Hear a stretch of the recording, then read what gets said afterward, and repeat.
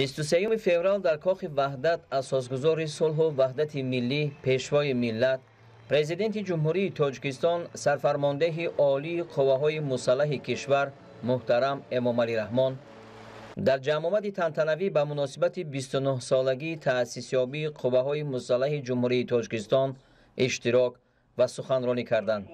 پرزیدنت جمهوری تاجیکستان اساسگزار صلح و وحدت ملی پیشوای ملت محترم امام علی رحمان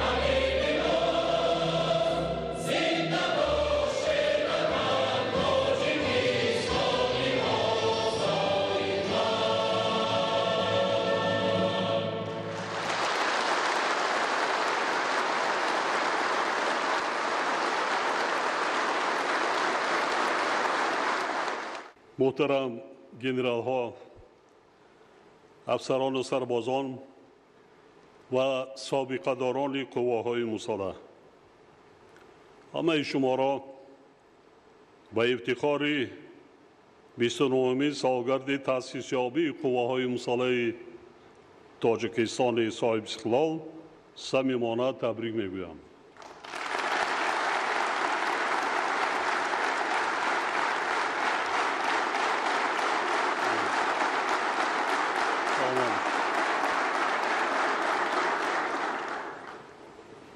با تمام خدمتچیان حربی که قریب 30 سال حمایه استقلال و آزادی کشور، حفظ مرز و بوم وطن و امنیت دولت و جامعه را همچون سپری با اعتماد تأمین کرده ایستادند، پیش از همه سلامتی و در فعالیت دشوار و پرشرفشان برای کامیابی ها آرزو می نمایم.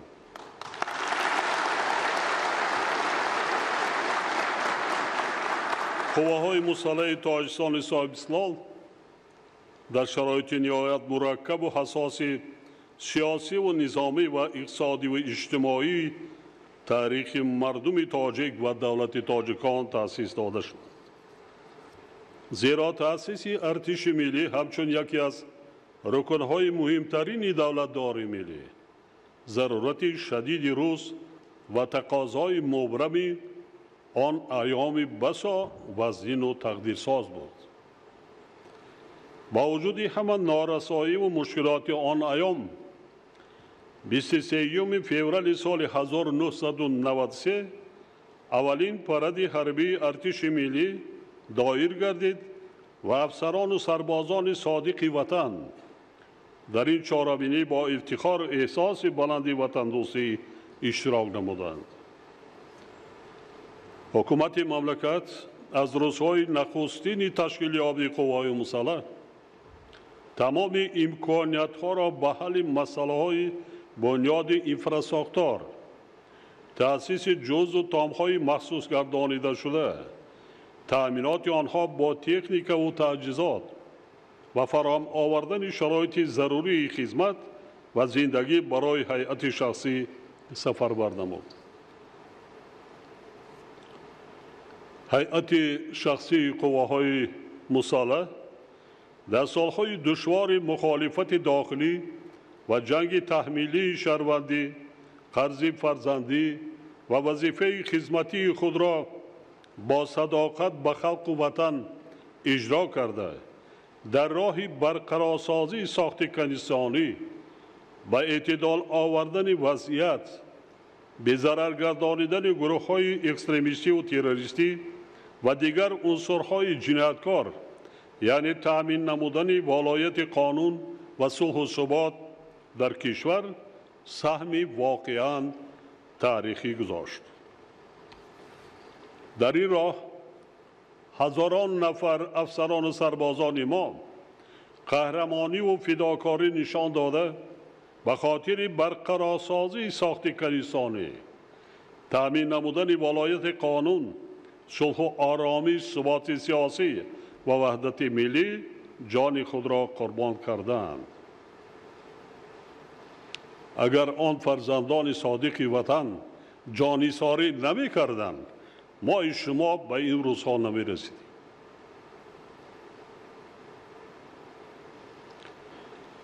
حکومت تاجیکستان و مردم سپاسگزار تاجیک خاطره نیک آن جوانمردان را هرگز فراموش نمی کنند و خدمت‌های تاریخی فرزندان دلیر و شجاع خود را پاس می دارند. امروز ما می توانیم با افتخار و قناعتمندی ابراز نماییم که افسران و سربازان قواهای مسلح از بسیار امتحان و آزمایش‌های سخت و سنگین با سری بلند گذشته، رسالت خدمتی و کسبی خود را با شرفانه اجرا کردند و ارتش ملی 29 سال پیش تأسیس داده ما حالا به یک ساختار واقعاً با اعتماد و منظم و معاصر دولت صاحب استقلال تاجیکستان تبدیل یافته است.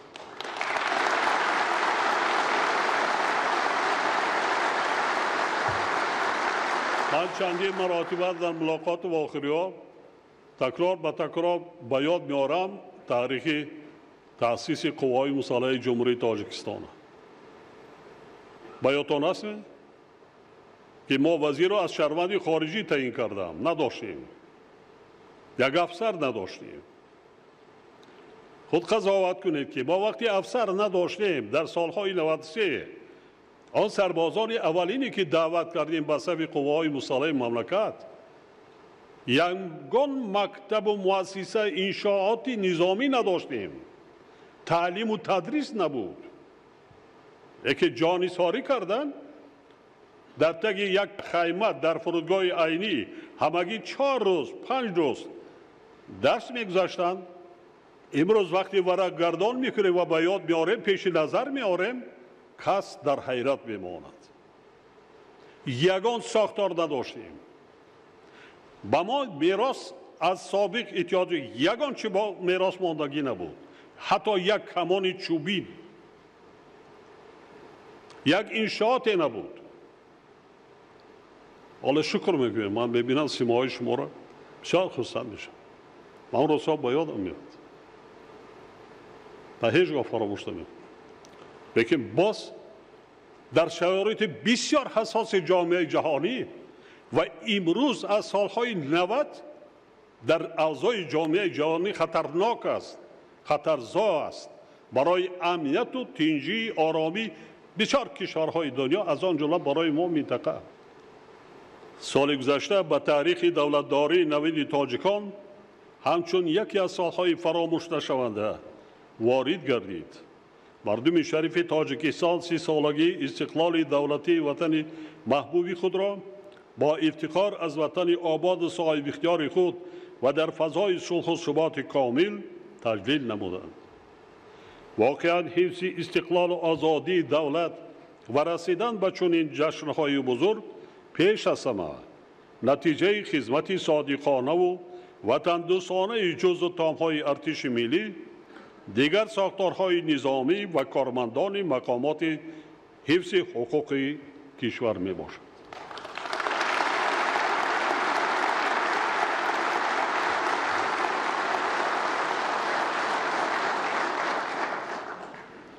اگر ما قوای مسلح نداشته باشیم، ارتش ملی نباشد، دیگر ساختار و مقامات های حفظ حقوق نداشته باشد، ما دولت داری کرده نمیتوانیم، ما ولایت قانون را تامین کرده نمیتوانیم، امنیت شهروندان را تامین کرده نمیتوانیم. یگان نقشه و عمل نیکی ما، یگان برنامه در دولت عملی کرده نمیشود. پیش از همه امنیت تامین امنیت ملی، صلح و ثبات کامل در کار. به خاطر استقبال سزاوار جشن مقدس ملی 30 سالگی استقلالیت دولتی تاجیکستان، علاوه به ساختمان و از نوسازی 244 بناهای تعینات خدمتی، تعلیمی و اجتماعی و خدمت رسانی در قسم واحدهای حربی و جزو تامهای تنها وزارت مدافعه به انجام رسانیده شده، طی سالهای 2020 و 2021 باز 186 انشاءات ساخته به استفاده داده شد. این برای تنها یک ساختار. در دام سالهای استقلالیت دولتی 2800 نفر افسران و سربازان قوای مسلح، دیگر ساختارهای نظامی و مقامات حفظ حقوق برای شجاعت و جسارت و خدمت صادقانه با مکافات‌های دولتی و رتبه‌های عالی حربی سرفراز گردانیده شدند.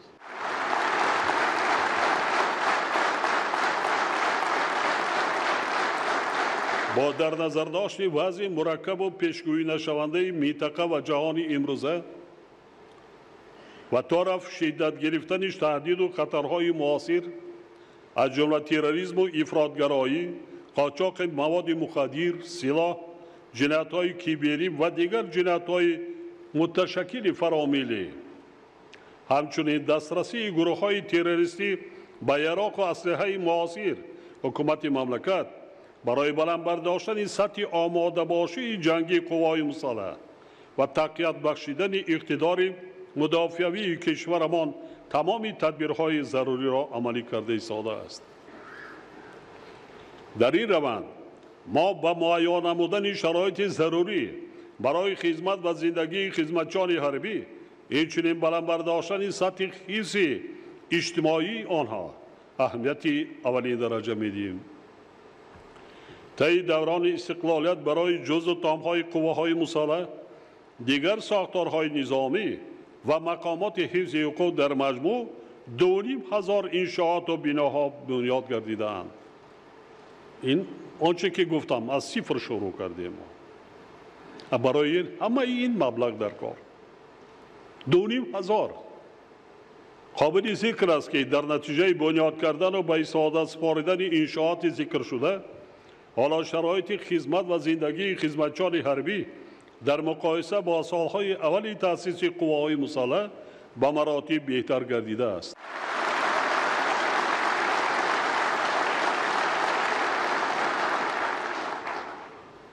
خودتان مقایسه میکنید، فرق میکنند، فرق میکند. بعضا مشکلات پرابلم های دیگر است، این زینه و زینه سال به سال حل و فصل خودش را می‌یابد.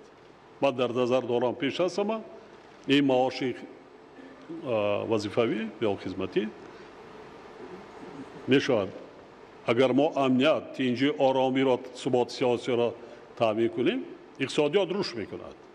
اقتصادیات رشد کرد، بیشتر درآمد به بودجه دولت وارد میگردد و حصه جدا کنیم و ساها بیشتر بشه. وترانا خوب در یاد دارم و آنهایی که سالهای اول خدمت کردن که اعضای حکومت 27 سامان معاش میگیرد. 7 سامانه نفقه بود. عموما در 4 سال اول کسی مزد مهنت نگفته است. نپرسیده است، از من سوال نداده است برای چی برق نیست، برای چی گاز نیست، برای چی نفقه نیست، معاش نیست. همه در وهم جان بودن آیا ما زنده میمانیم یا نه. همه در وهم یک بریدنام بودن که فرزندانشان را با اقلا وای نباشد با شکمشان سیر کنند. گرسنه بودن، وهم جان بود که تیجه آرامی زندگی کنند، زنده مانند، فرزندانشان را از دست ندهند. درست پیش یک چند افسران را قبول کردن برای تعیینات وظیفه‌های گوناگون. از یکی افسر زینه پایانه پرسیدم که حالا معاش چند میگیری به دست من جناب عالی 7,500. خب این بد نیست در شرایط امروز، کم است، یکی بد نیست. ما اکنون دولت بنیاد کرده ایستادیم، اکنون دولت بنیاد کرده ایستادیم، 1001 مشکلات داریم. یک بار همه این را رفع کردن بسیار مشکل است. من باوری کامل دارم که در یک جایگی ما از همه مهم مشکل ها را پس سر کردیم. ملت تاجیک را سرجم نمودیم. سنگین ترین سخت ترین حیات ملت تاجیک را پس سر کردیم. دولت جوان تاجیکان را از نیستی رها بخشیدیم. ملت را از پراکندگی امین نگاه داشت.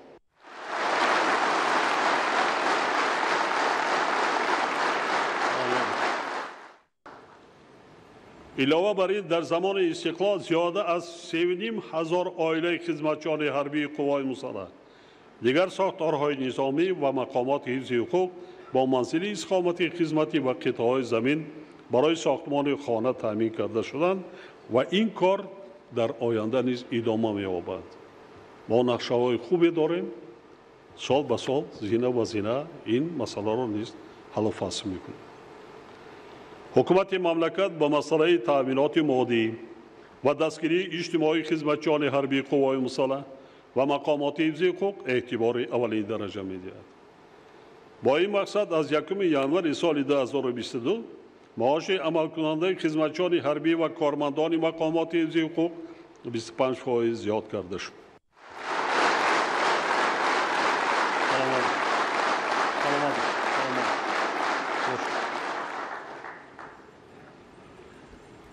حکومت مملکت دستگیری مالیوی و اجتماعی خدمتچیان حربی را در آینده نیز ادامه داده برای بهتر گردانیدن شرایط خدمت و زندگی هیئت شخصی جزو تام‌های نظامی، بلند برداشتن سطح تأمینات اجتماعی، نوسازی تکنیکی و مجهزگردانی قواهای مسلح و با همین راه پرزور نمودن اقتدار مدافعی کشور همه چاره‌های ضروری را عملی می‌گرداند. در تشکیل مدافع دولت علاوه بر زمینه مشاهده و معاصر مادی و تکنیکی و انفراستراکچور زمانوی، اینچنین نقش کادرهای بلند اختصاص حربی و صادق به خلق وطن خود بسیار مهم میباشد. حالا زیاده از 80% افسرانی که در صف قواهای مسلح خدمت میکنند ختم کردگان دانشکده‌ها و اکادمی‌های حربی میباشند. تا امروز ما در مؤسسه‌های تحصیلات عالی حربی داخل و خارج از کشور زیاده از 24,000 نفر متخصصان نظامی را آماده کردیم و حالا 8,000 نفر جوانان ما در چنین مؤسسات تحصیل کرده ایستاده‌اند. در رابطه با این تاکید می‌سازم که مسئله انتخاب و جابجاگذاری کادرها، تربیت افسران جوان، بلند برداشتن سطح کسبیت آنها و در روحیه وطن دوستی و وطن پروری تربیت نمودن هیئت شخصی باید تحت توجه اولین درجه و دائمی هیئت فرماندهی قواهای مسلح، رهبران مقامات حفظ حقوق و مؤسسه‌های تحصیلات عالی حربی قرار داشته باشد. افسرانی که اگر معلومات را 30 سال پیش گرفته باشند الکی این معلومات این کسبیت را باز آموزی کردن نکن. با در نظر داشتی سرعت کیهانی پیشرفت علم و تکنیک و تکنولوژی حاضر زمان حتی یراق اسلحه واسطه علاقه تکنیک های حربی دیگر زبان را آموخته نمانده کن زبان های خارجی را از خود کرده مانده کن تمام یراق اسلحه ما استحصال نمیکنیم تکنیک های حربی همه از خارج است استفاده برای آنها را نیست نمیخونه اگر زبان را ندانیم اگر معلوماتی که سطح بلندی کسبی نداشته باشیم چگونه استفاده میبریم یعنی افسر سطح بلندی معرفت داکی باید داشته باشد آداب اخلاقی حمیده داشته باشد اراده مستحکم داشته باشد که هیئت شخصی را تربیت کند و در حالت ضروری از خفای خودش به پیش برد در این روز ضرور است که طلبات نسبت به افسران را پرزور نموده به گذرانیدن مشغولیت‌های آموزشی و عملی بلند برداشتن سطح کسبیت دانش و جهانبینی زباندانی آداب معاشره و آب و تاب معنوی و جسمانی افسران و سربازان اعتبار اولین درجه داده شد فراموش نباید کرد که سطح آماده باشی جنگ قوای مسلح از تعلیم و تربیت ثمره بخش و درستی افسران و سربازان رعایت طلبات آیین‌نامه‌های عمومی حربی و انتظام قطعی منتظم تکمیل دادن دانش‌های سیاسی و نظامی با در نظر داشت واقعیت و طلبات روز و اینچنین حس بلندی وطن دوستی و صداقت خدمتچیان حربی وابستگی مستقیم دارد حاضرین محترم وضعیت منطقه و جهان امروزه که خصوصاً وقت‌های آخر زود تغییر یابنده پیشگویی نشونده و پر از رویداد و حالت‌های غیر چشم‌داز گردیده است از هیئت شخصی قواهای مسلح و مقامات حفظ حقوق آماده باشی دائمی جنگی و دانش و ملکه بلند کسبی را تقاضا می‌نماید در برابر این عمل‌های مدهش تروریستی که در کشورهای آرام و آسوده رخ داده ایستادند نشان می‌دهد که هر گونه دولت صرف نظر از سطح انکشاف و اقتدار می‌تواند در یک مدت کوتاه زیر تأثیر رویه و تشکیلات‌های تروریستی و افراطگرایی آسیب پذیر گردد ما واضحاً مشاهده می‌کنیم که ناآرام ساختن وضعیت از جانب چنین گروه و رویه‌ها چگونه نتیجه‌های خرابی‌آور آورده باعث هلاکت هزارها نفر اهالی آسایشته می‌گردد در یک مرحله کوتاه بینید در سابق اتحاد شوروی چه حادثه شد در بعضی جمهوری‌ها شاهد هستیم جمهوری قزاقستان یک کشوری پیشرفته ترقی کرده چه حادثه روی داد اساسش را رویه‌های اکستریمیستی تروریستی تشکیل همون بدبختی‌هایی که سالهای 90 در ما سر زده بود اگر اعتبار داده باشند من دائما در سخنرانی‌های خود میگم که ما کوشش کنیم در غفلت نمانیم من در پیامم در بسیار ملاقات‌هایی که با شما داشتم تاکید میکنم تکرار به تکرار خطری که برای تاجیکستان برای آسیای مرکزی امروز و آینده دارد این انا همون حزب و حرکت‌های رادیکالی دینی اکستریمیستی است خرافات است وقتی حرکت‌های تروریستی دولت اسلامی در سوریه عراق پیدا شدند از کشورهای سابق شوروی هزارها نفر بعد یک ماه رفته شامل گشتند من همیشه به روزی گذشته یک عائله را از سرحد ترکیه و سوریه دستگیر کردن گردانده آوردن از ناحیه اسپیتامین اهل عائله‌اش خطی برآمده رفته است با فرزندها هزاران نفر شهروندان ما رفته شامل گشتند تا کودک گهوارگیش گرفته رفته هزاران نفر هر هفته ده نفر آنهایی که با حزب و حرکت‌های تروریستی شامل گشتند از داخل و خارج کشور دستگیر شده ایستاد من برای معلومات شما گفته ایستادم که ما فکر نکنیم که خب ما وای کردیم صلح به دست آوردیم وحدت ملی اکنون وظیفه فونکسیا را اجرا کردیم میتوانیم بکنیم. برعکس این سلو وحدت و این استقلالیت را با تمام قوه و با تمام مهارت کسبی با دندان محافظت کرده امنیت تامین کرده مدکر.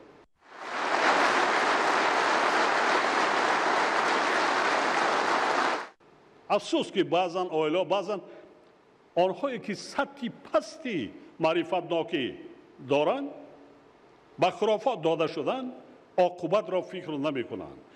خرافات آینده بدبختی میاره برای ملت، برای دولت، پیشرفت و ترقات دولت را مانع ایجاد میکند.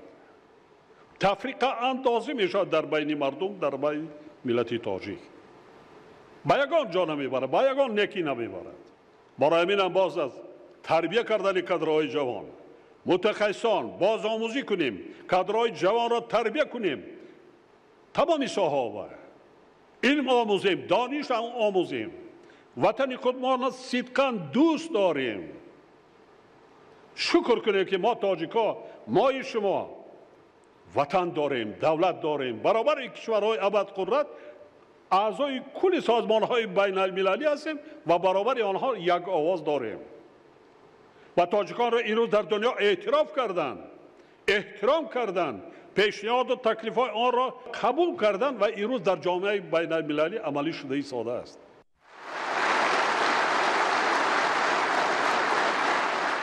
صاحب دولت بودن، صاحب وطنی آزاد بودن نه هر یک ملت را نصیب بگرداند. ما خود به خود سوال کنیم که من چه خدمتی کردم برای آبادی و پیشرفتی وطن عزیز خود، برای نسل‌های آینده خود، برای فرزندانم، برای نبیره‌هایم چه خدمت کردم که آنها آسایشته زندگی کنند، عمر به سر برند. دور اندیشه کردم مدکر. ما دائما در سخنرانی‌ها قید می‌کنیم تاریخ گواه است. ملت تاجیک ملت فرهنگی است. تاریخ و تمدنی باستانی دارد. سر از 5,500 سال. این تاریخی دلیل قدیمه بودن ملت تاجیک است. این را من قبول نکردم. این را عالمان سطح بین المللی خب زیاده از 5-6 سال کار کرده در یونسکو قرار قبول کرده. نوروز قریب جشن 6,000 ساله ماه شما است.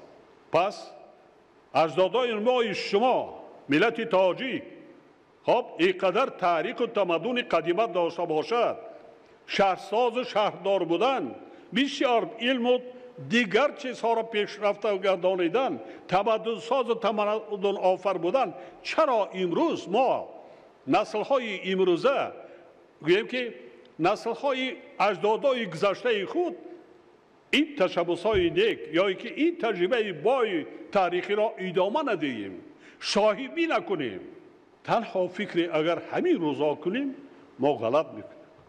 بینه قهرمانای گذشته ما را تاریخ خانه ببینیم چیکار کردند.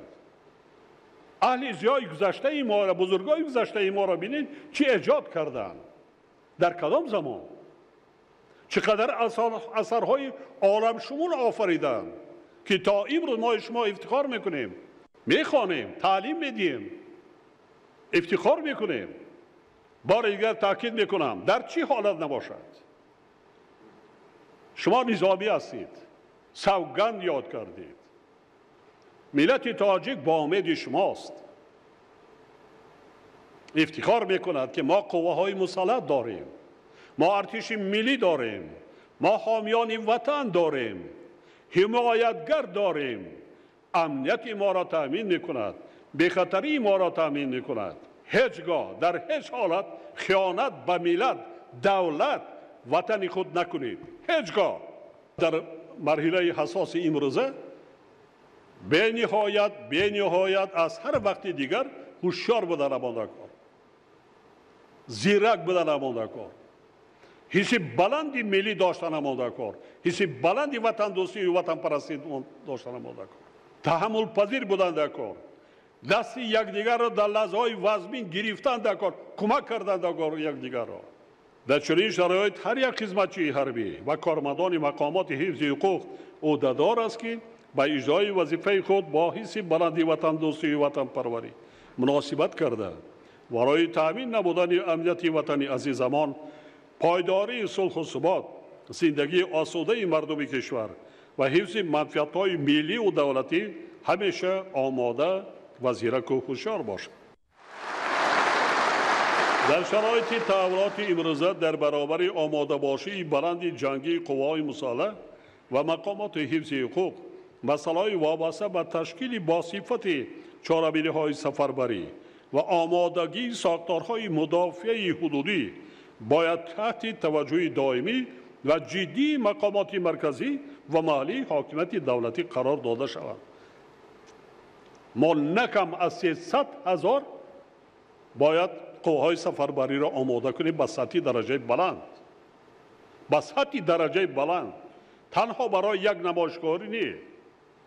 خود جایگیر شوی جغرافی تاجیکستان همین را طلب می‌کند. همیشه شب روزها باور دارم که خدمتچیان حربی قوای مسلح، دیگر ساختارهای نظامی و مقامات حفظ حقوق مملکت وظیفه با شرف و مقدس خود حمایت وطن محبوبمان، زندگی آسایشته و زحمت سازنده مردم تاجیکستان را بد نیست سربلندانه با نظام قوی، دانش و ملکه معاصر و مهمتر از همه با رویه بلندی وطن دوستی، صداقت به دولت، وطن و خلق خویش اجرا می‌نمایند.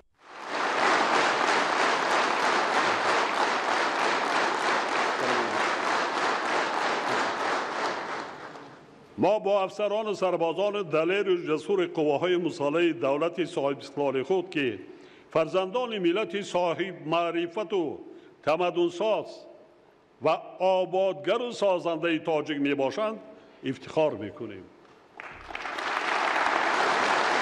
ما از سهمی بسا ارزشمندی هیئت شخصی قواهای مسلح، کارمندان مقامات حفظ حقوق و سابقه داران در حمایه استقلال و آزادی وطن و دستاوردهای بزرگ و تاریخی خلقمان، صلح و آرامی، ثبات سیاسی، وحدت ملی، حفظ مرزهای مقدس دولت تاجیکان، تأمین امنیت دولت و خلق تاجیکستان همیشه سپاسگزاریم.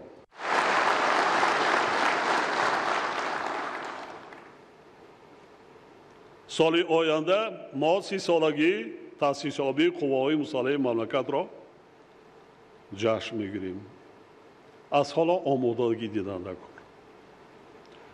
ما امسال در روزهای جشن استقلالیت میدان استقلالیت را به استفاده میدیم. من باوری کامل دارم اولی پرد نظامی با افتخار جشن استقلالیت دولتی در این میدان آزاد و استقلالیت در سطح با شکوه بلند گذرانیده می شود.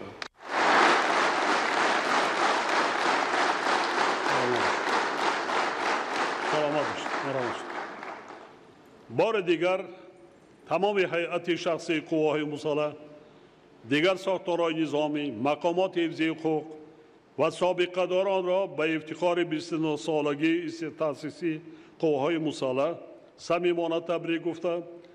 با هر یکی آنها پیش از همه سلامتی و در راه حفظ وطن اراده قوی، روح متین و برار و کامیابی ها آرزو می نمایم.